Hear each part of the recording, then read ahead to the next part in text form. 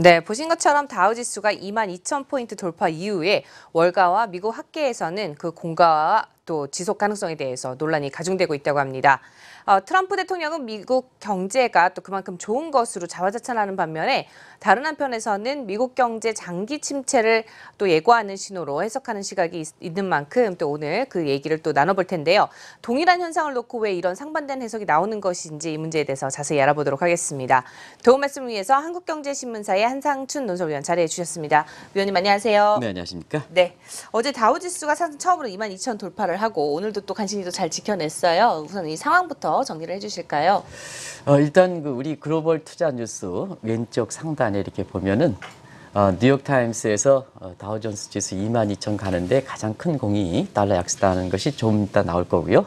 그다음에 달러 인덱스가 12월 말에 최저치로 떨어졌다 하는 얘기가 위에 그 글로벌 뉴스 투자 뉴스 자막에 아마 이렇게 나올 겁니다. 조금 이따 이제 나올 게 있습니다는. 사실 그 다우존스가 연일 지금 7거래일 정도로 상승에 이어지지 않습니까? 네. 나스닥은 반면에 많이 떨어지고 있는 이런 상태고요. 그래서 월가에서 보면 다우지수가 상당히 그 3대 지수에 트럼프 정부서부터는 계속해서 초미의 관심이 되고 있는데요. 아시겠습니다는 어제 다우존스 지수가 우리 김 PD께서 보여주시고 있습니다는 22,000포인트 돌파했죠. 네. 그래서 이것을 이제 나눠서 보겠습니다. 트럼프 당선 이후에 상승을 보면 20% 의미가 있기 때문에 20%를 이렇게 했고요. 네. 올 들어서는 2,000포인트가 올라갔지 않습니까? 그렇죠. 그래서 2,000포인트인데요. 자, 올 들어서 2,000포인트 이렇게 상승에 다우지수 편입 기업들이 얼만큼 기여했느냐 하는 것을 이렇게 보면 많은 사람들이 이렇게 다른 종목들 많이 얘기하고 있습니다는 지금 한번 보겠습니다. 보잉이 2,000포인트 기여에 보잉이 590포인트를 기억해왔고 네. 애플이 가장 많이 어제 기여했다고 이렇게 말씀하신 분이 있는데요. 300포인트 기여했다 이렇게 보이됐습니다. 네. 절대적으로 보면 보잉이 많이 기여했다 이렇게 보이됐고요. 맥도날드가 230포인트 기여했고 그다음에 카터필더, 코카콜라가 각각 100포인트 기여했습니다. 그러면 2,000포인트 기여법에 요 5가지 업종이 1,300포인트를 기여했다는 얘기죠. 그러다 네. 보니까 이 다우지수 편입 항목이 30개의 종목으로 돼 있습니다는 역시 우리나라도 지금 코스피가 올라가는 게 삼성전자 어제는 떨어졌지만 네. 삼성전자, 삼성 일부 업종을 중심으로 해서 업종별 차별화가 굉장히 심하다 하는 내용인데요. 사실 미국도 고스란히 그런 환경이다. 이것이 세계 보편적 환상이다. 이렇게 보이됐습니다. 네. 말씀하신 것처럼 우리도 코스피 지수가 삼성전자와 같은 몇 개 기업이 올렸다고 합니다. 미국도 똑같은 현상이 나타났다고 볼 수가 있는데요. 아무래도 기업 실적이 좀 공통점이 있지 않을까 싶기도 하고요. 예, 아까 그 장인께서 예리한 질문을 좀 해주셨는데요.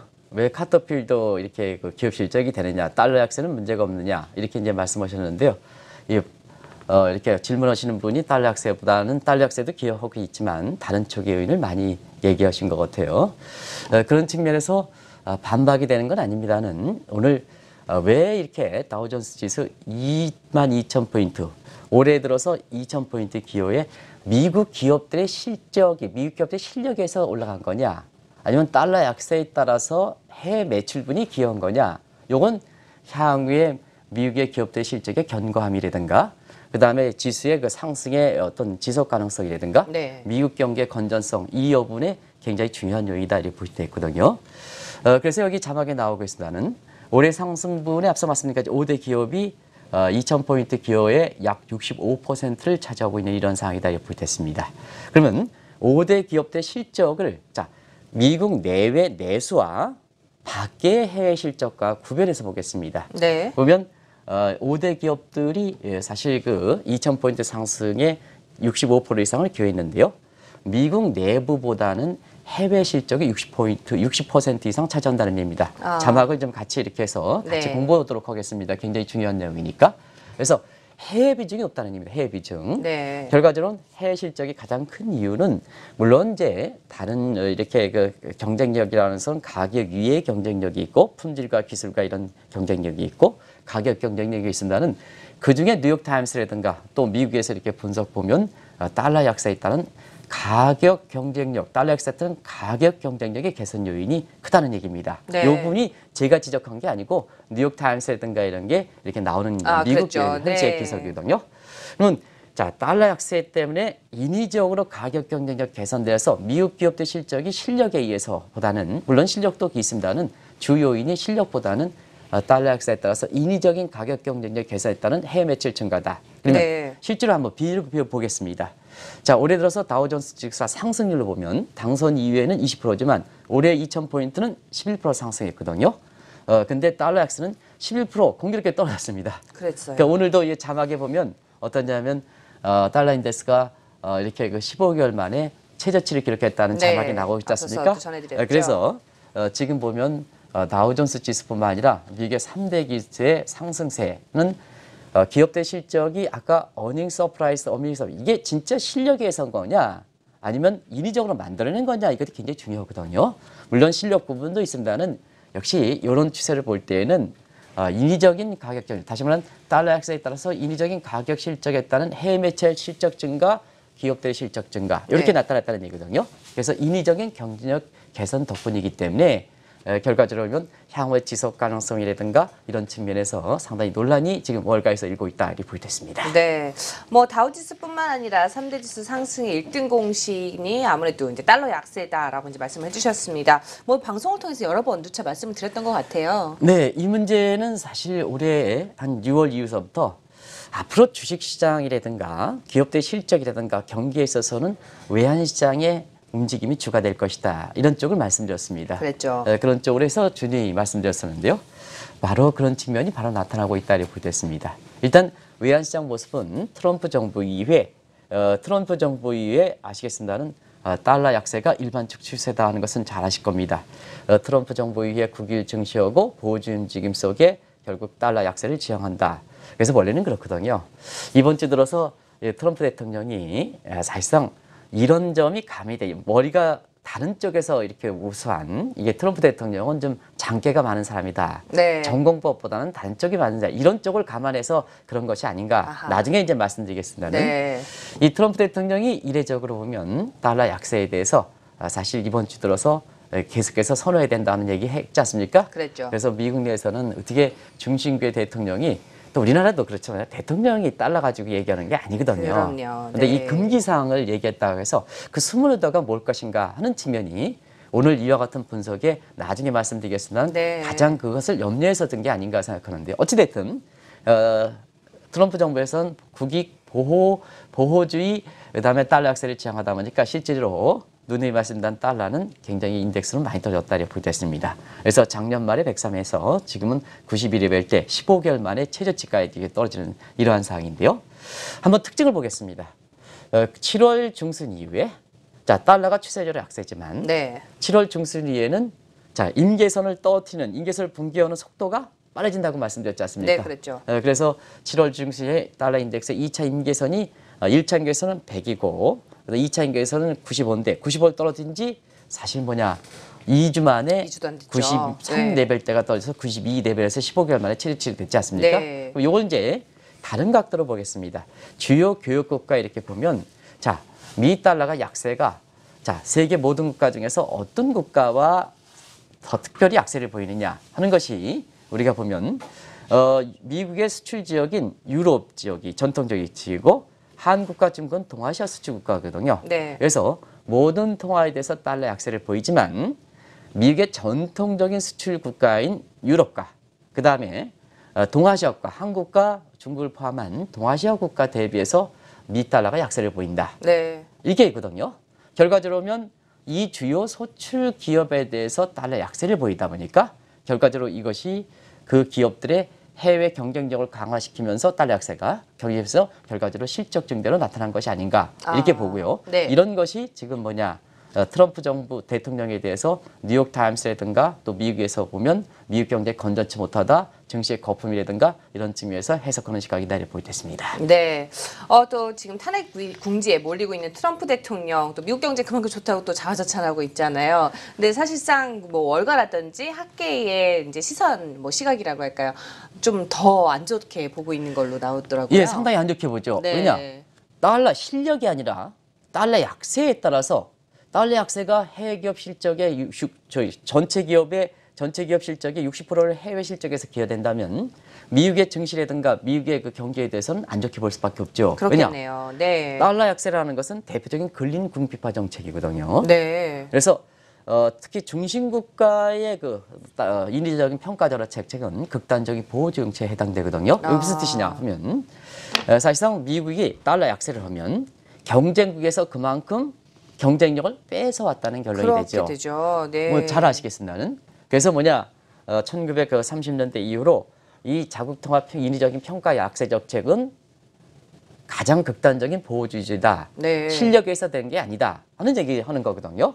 그러다 보니까 최근 들어서 보면 미국이 달러 약세를 보이면 앞서 말씀드린 같이 전통적인 수출 국가, 이 독일 비롯한 유럽이라든가 한국을 비롯한 동아시아 국가에 대해서 특별히 또 달러 약세가 더 보인다는 거 아니겠습니까? 네. 그러면 이들 국가에 대해서 달러 약세를 보인다는 것은 이 국가들 대비해서 보면 독일이라든가 유럽 국가에서는 그만큼 유로화가 강세가 되는 거고 한국의 원화도 그만큼 강세가 되는 거 아니겠습니까? 그렇죠. 네. 그럼 자, 독일이라든가 유럽 같은 미국의 인위적인 달러 약세 정책에 따라서 결국 자국 통화 강세되고 그 피해를 고스란히 묻는다는 얘기죠. 이 지금 유럽 경제가 강화되는 게 그런 표시입니다. 네. 유럽 경제가 굉장히 강하다는 얘기가 그런 얘기를 얘기하는 거거든요. 누차례 말씀드렸지 않습니까? 그럼요. 네. 미국보다 유럽이 그런 측면인데요.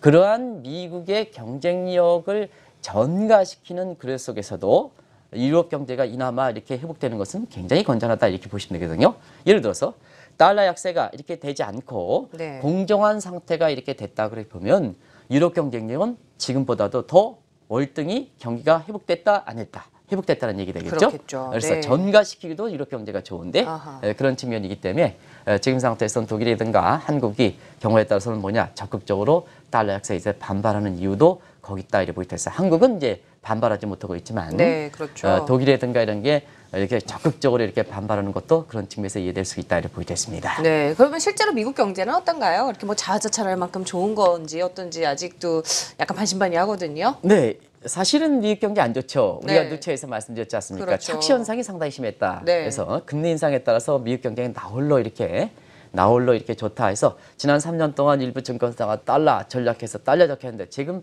최근에 굉장히 곤혹스럽다 일입니다. 너무 많이 떨어졌죠. 너무 떨어졌죠. 지금 상태 바로 이와 같이 착시 현상을 불러일으키만큼 미국 경제가 생각보다 안 좋다 이렇게 보겠습니다. 자막을 보고 얼만큼 안 좋은지 제가 과거, 현재, 미래를 이렇게 해서 미국 경제 모습에 대해서 얘기하겠습니다. 작년의 성장률 이렇게 보면 말씀드렸습니다는 유럽이 1.7%, 미국이 1.6%고요. 그다음에 올해 1분기 한번 보면 유럽이 1.7%, 미국이 1.4%. 네. 말씀드렸기 때문에 그냥 넘어가겠습니다. 네네. 2분기 속보치가 2.6% 발표했죠. 그랬죠. 시장의 예상, 이건 미국입니다. 미국의 예상치가 2.8%고요. 그래서 예상치보다 밑도는. 원래 전통적으로 2분기 성장률은 굉장히 좋게 나오는데요. 네. 이게 이제 예상치보다 밑돌았죠. 일부에서는 1분기 성장률 1.4% 비해서 2.6%가 나오니까 1분기 엄청나다. 대비해서는 엄청나다 네. 이렇게 하지만 사실 그렇지 않다.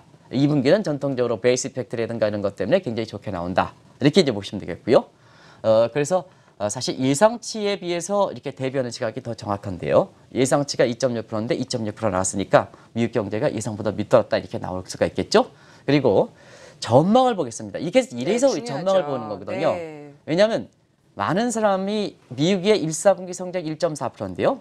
2분기 성장률이 2.6% 나오면 배 이상 증가했다. 오케이? 그러면 미국의 향후의 경제에 대해서 굉장히 성장률이 좋게 나와 있죠. 안 그렇습니까? 전망치가. 그럼요. 그렇죠. 네. 그런데 자, 예상치의 2.6%에 비해서 실적치가 2.6%, 2.8%에 비해서 2.6% 낮았다. 이렇게 보면 미국이 1, 4분기 대비해서 성장률이 배 정도 높게 나왔다. 전망은 나쁘게 나오는 거죠. 그렇죠. 이렇게 보시면 되겠습니다. 네. 그래서 IMF 전망치 같은 경우에는 이렇게 보면 4월 달에 올해 성장률 2.3%에서 2.1%, 내년도 2.5%에서 2.5%, 오히려 하향 조정했죠. 하향 조정했던 것이 1, 4분기 대비해서 2, 4분기 성장률이 배 정도 높아졌다 이렇게 해석하는 시각이 상당히 잘못됐다는 얘기죠. 이해했습니까? 네. 그래서 그런 측면에서 보면 자, 유럽보다도 뒤지고 예상치보다도 떨어지고 그다음에 자, 내년까지도 올해 성장률의 최근 전망 이렇게 보면 2.1%, 2.1% 거의 내년에 동일하죠. 그렇죠. 동일하죠. 그러다 보니까 지금의 미국 경기가 좀 살아나고 그다음에 미국의 기업들의 실적이 반드시 일부 사람들이 얘기하는 것처럼 미국의 기업들의 실력에 의해서 개선된 건 아니다 하는 네. 것을 보여주는 대목이 지금 다우존스는 22,000포인트 넘고 연일 거래 7거래 역사성이 지속되고 있지만 그렇게 낙관적으로 볼 수만은 없는 이런 요인으로 그렇죠. 지금 이렇게 잭슨홀 미팅이 이후 나서 그 현상에 대해서 굉장히 논란거리가 되고 있다 이렇게 보시면 있습니다. 네, 지금 미국 경제에 대해서 수치로 좀 잠시 들여다봤습니다만은 앞으로도 미국 경기를 끌어올릴 수 있는 뭔가 경기 부양책이 좀 확실하게 나와야 할 텐데요. 트럼프 대통령 또 뭐 이것 때문에 또 궁지에 몰렸다고요. 네. 사실은 그렇죠. 지금 IMF가 올해 성장률 2.1% 보고 내년 성장률을 2.1% 보면 자, 성장률이 올라가지 않죠? 내년에도. 안 올라갔죠. 네. 그러면 시청자 여러분 왜 그러면 트럼프가 하반기 이후서부터 사실 트럼프의 운명이 어떻게 될 건가? 또 트럼프의 경쟁체인 트럼프노믹스가 어떻게 운명이 될 건가? 하는 것을 그대로 IMF가 어떻게 보느냐를 그대로 보여준다 이렇게 보겠습니다. 네. 자, 그러면 왜 올해 성장률 2.1%, 내년 성장이 2.1% 고스란히 똑같이 보냐면 그렇죠. 자, 통화 정책은 이제 돈을 회수하고 금리를 올리기 때문에 되돌아가기는 어렵다. 그러면 경기를 부양하기 어렵다는 얘기죠.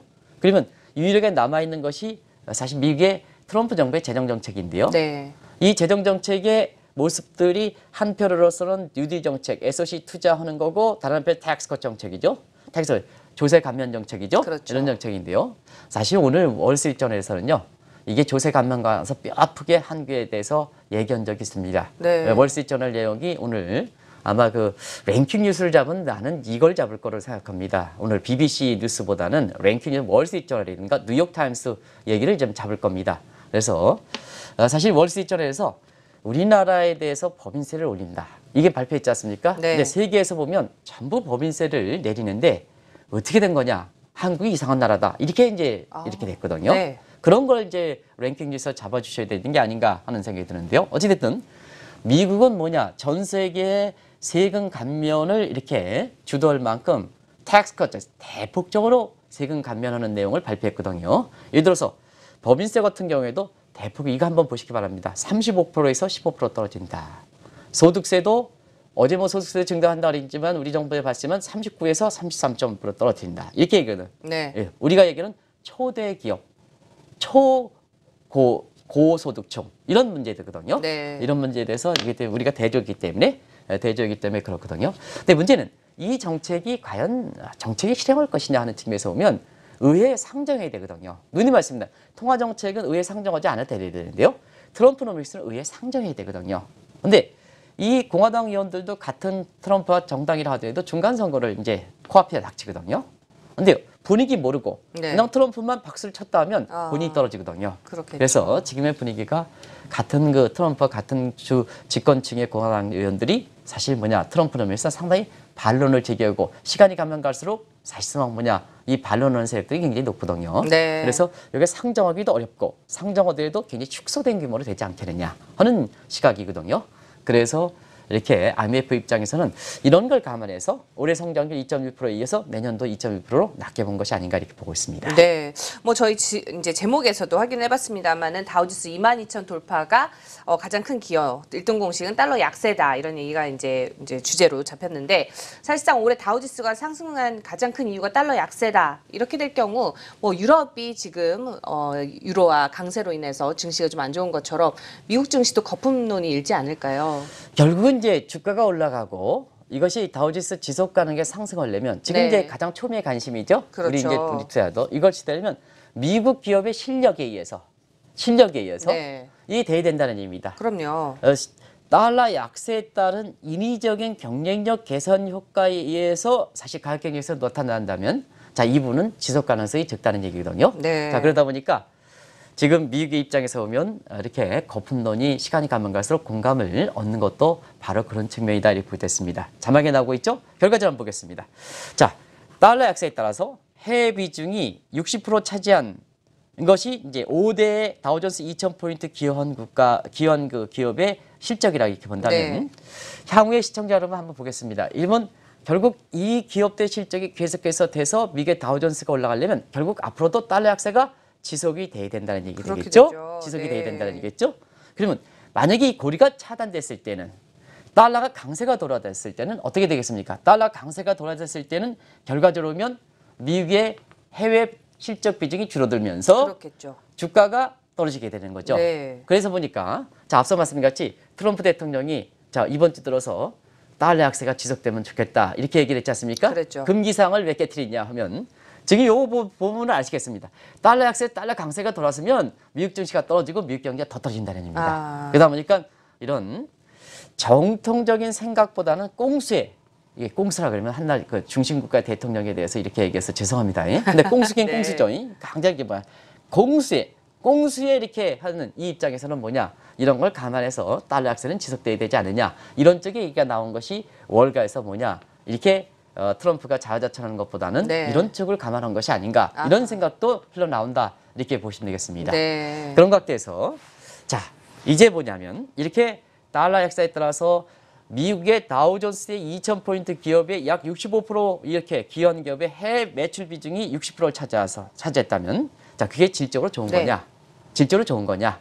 실력이 그렇게 크게 받쳐주지 못했다면 그래서 빌고스는 미국의 주가가 상승하고 있지만 달러 약세에 따라서 기여분이 너무 크기 때문에 자 금융위기에 가장 증시가 취약하다 이런 얘기 나온다 이렇게 보게 됐습니다. 네. 같은 각도에서 마크 파워도 미국의 주가가 떨어지는 계기를 잡으면 자이언틱 버블이라는 표현을 이렇게 쓰는 거고요. 내용은 설명하지 않겠습니다. 네. 시간이 좀 굉장히 부족해서 지금 어저께 너무 좀 제가 격분해가지고요.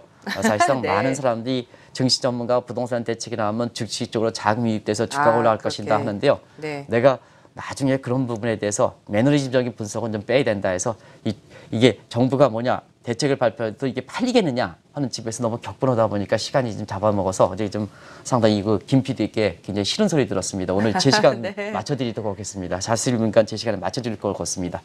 근데요. 로버트 실러 교수도 뭐냐면 CAP 지수가 30배다 해서 거품 무료를 네. 이렇게 얘기하는 사항이고요.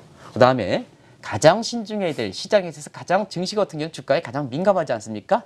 그래서 중앙은행의 페드 입장에서도 증시에 대해서 카멘트를 보통 안 하거든요. 근데요. 최근에 보면 페드도 증시에 과열 우려를 제기하고 있지 않습니까? 그렇죠. 그런 측면에서는 만약에 미국의 주가가 지금 상승하는 것이 미국 기업들 실적 개선에 의해서 미국의 실력 개선에 의해서 네. 약 90% 이상, 80% 이상 개선됐다면 사실 이것에 대해서 주가가 올라가더라도 건전한 경제 펀더멘탈 반영이다 생각해서 이런 우려는 안 나올 겁니다. 오히려 장려겠죠? 네. 장려겠죠?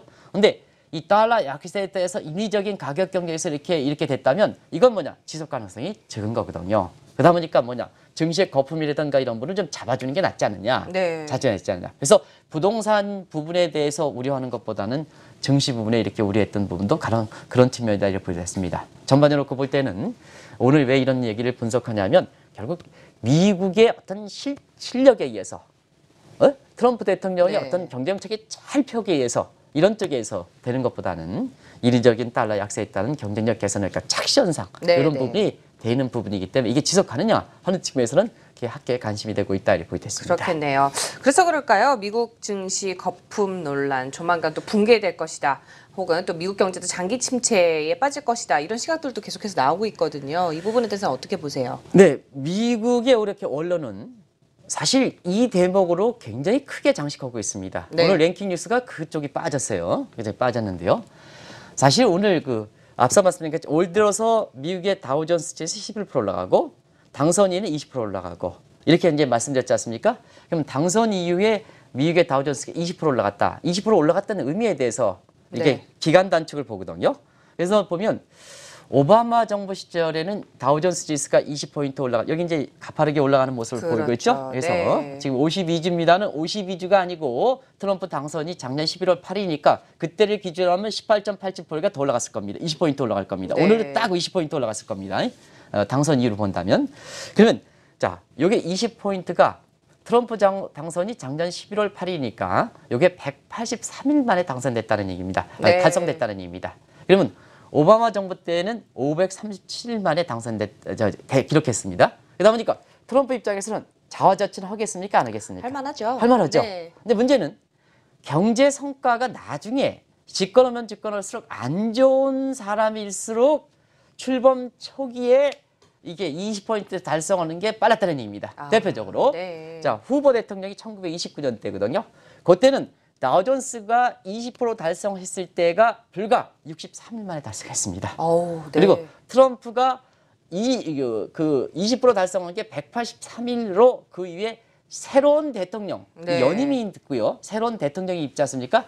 그래서 연임을 빼고 새로운 그 대통령이 당선된 이후에 가장 빨리 올라갔습니다. 네. 그러면 이제 트럼프 입장에선 자, 이것이 뭐냐, 내가 정책을 잘 피고 미국 경제가 좋고 미국의 실력이 증가해서 이렇게 된 거냐 하면 자, 이런 우려사항이 나오지 않는데 자, 지금 한번 시청자 여러분과 같이 얘기하겠습니다. 왜 이게 미국에서 학계에서 논란이 되냐면 결과적으로는 1929년 후보 대통령 20% 상승 이후에 굉장히 낙관적으로 이렇게 해서 이렇게 분위기가 있었습니다. 지금 또 트럼프가 180만 20포인트 올라왔기 때문에 낙관적하고 자화자찬하고 있습니다는 실제로 그 이후의 상황은 어떻게 됐을까 하는 측면에서는 네. 일단 지금의 상황은 달러 약세, 미국의 국익증대 보호주의, 극단적 보호주의죠. 후보 때도 마찬가지입니다. 극단적인 달러 약세, 보호주의 네. 이게 되거든요. 결과적으로면 상황이 비슷하네요. 상황이 아주 비슷하죠. 네. 상황이 비슷하죠. 결과적으로면 자 그때 당시에 극단적 보호주의 달러 약세했다는 극단적 보호주의 때문에 결과적으로 보면 초기에 가장 빨리 63일 만에 20포인트 올라가서 가장 빨리 이렇게 해서 낙관적이었습니다는 사실 1930년대는 대공황이 발생했거든요. 네. 결과적으로 뭐 보호주의에 의해서 자 각국들이 인위적인 경쟁력 평가져라 이런 모습이 되고 무역장벽 치고 무역장벽 치는데요. 자 지금 한번 보겠습니다. 자 이렇게 되면 달러 약세 더 트럼프 입장에서는 달러 약세를 가져갈 수밖에 없죠. 그렇죠. 왜냐 달러 강세로 돌아서면 지금 뭐냐 다 무너지겠네요. 다 무너지게 되죠. 네. 그러다 보니까 자 달러 약세를 가져 보호 무역장벽 치죠 보호주의 가져 갈 수밖에 없습니다. 더 갈 수밖에 없습니다. 이러면 자 다른 국가 입장에서는 지금 뭐냐 이 상황에 대해서 그냥 가겠냐 하면 이미 독일이라든가 이런 거 반발하고 있지 않습니까? 중국도 네. 반발하고 있지 않습니까? 그렇죠. 이런 상태이기 때문에 경우에 따라서는 세계 글로벌 전쟁이라든가 보호주의의 각축장이 된다. 자 그러면 사실상 그때의 상황과 너무 유사하기 때문에 미국 학계라든가 이런 측면에서 보면 이런 문제가 지금 초미의 관심이 되고 있다는 의미입니다. 그래서 세계 경제 경찰기를 역할을 하고 있는 크리스천 나가르 같은 경우에는 사실 이런 쪽으로 가면 안 된다 네. 하는 입장에서 지금 뭐냐 미국 경제가 건전하지 않고 그 다음에 미국이 출구 전략을 강하게 추진할 만큼 네. 경제가 좋은 게 아니다 하는 측면에서 지금 상태에서는 금리 인상이라든가 출구 전략을 가져갈 단계냐 오히려 금융 완화 기조를 흐트러치지 말아야 된다 하는 입장을 강조하고 그리고 이건 비단 ECB의 드라기 총재도 똑같은 얘기를 했었던 거고 네. 그다음에 다른 측면에서는 IMF라든가 월드뱅크라든가 이런 측면에서 국제 이 기구 G20을 통해서 국제 글로벌 추세 공조를 강조하자 하는 얘기가 나오는 이런 얘기 나지 않습니까? 네. 그런 측면에서 맥을 같이 한다를 보였습니다. 그래서 자 이런 측면에서 보면 지금 상태에서 미국 증시 입장에서는 이런 논의가 됐다는 것은 결과적으로 증시 입장에서는 상당히 변곡점이 된 것이 아닌가 이렇게 이제 보고 있고요. 네. 그런 측면에서 나스닥이라든가 이런 뭐 아까 이제 테슬라 주가 이렇게 얘기했습니다는 사실 그걸 어떻게 봐야 되느냐 하는 측면에서 여러 가지 해석 시각이 있을 수가 있습니다. 근데 근본적 문제 관련해서 이런 문제를 좀 검토해 주십사 하는 말씀드리고요.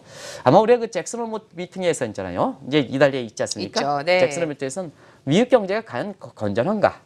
그다음에 왜 실업률은 떨어지는데 물가는 올라가지 않을까 하는 필립스 곡선 문제. 네. 이게 통화정책에서 근본적 문제거든요. 근본적 문제. 그리고 역시 세계 증시에서 보면 이렇게 실력이 따라주지 않는데 주가가 이렇게 많이 올라가고 부동산 가격이 많이 올라가는 부분. 이 점은 어떻게 할 것인가 하는 이런 대목이 아마 잭슨 홀 미팅이 미국 중심으로 이루어지고 있지만 세계 미국의 중심 입장에서 볼 땐 해외 중앙은행 총재라든가 학자들이라든가 이주열 총재께서 참석하실 거로 생각하는데요. 사실 모든 석학들의 의견 수렴을 할 때 네. 이런 논의가 주가 되고 가면 갈수록 미국에서도 이렇게 랭킹 중에서 1위 정도로 이렇게 올라오는 데는 바로 그런 측면이 있다 이렇게 보겠습니다. 네, 오늘도 말씀 잘 들었습니다. 지금까지 한국경제신문의 한상춘 노설위원과 말씀 나눠봤습니다. 오늘 고맙습니다. 네, 고맙습니다.